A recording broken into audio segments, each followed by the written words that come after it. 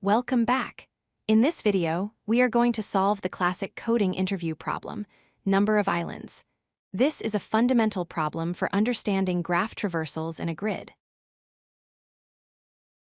Here is the problem. We are given a 2D binary grid. The character 1 represents land and 0 represents water.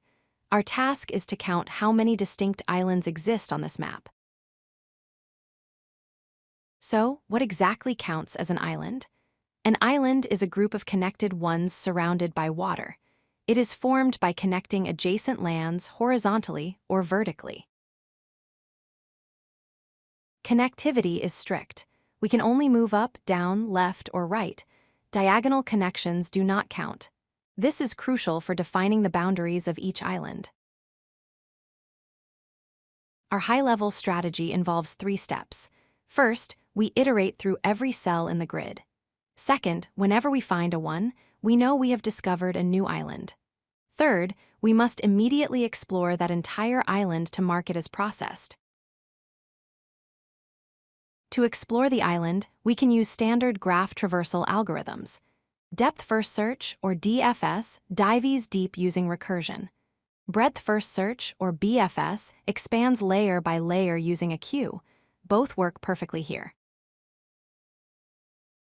Here is the key trick. Once we visit a piece of land, we need to mark it so we don't count it again later. A common technique is to sync the island by changing the ones to zeros or a special visited character. Let's walk through the algorithm. We start scanning the grid. The moment our loop encounters a 1, we increment our total island counter. We have found an island. Immediately after finding that 1, we trigger our DFS or BFS function. This function floods out to all connected land cells and marks them as visited. This ensures the main loop skips them as it continues scanning. For complexity, the time complexity is big O of m times n, where m is the number of rows and n is the number of columns, because we visit each cell at most a constant number of times. Space complexity is also big O of m times n in the worst case for the recursion stack or queue.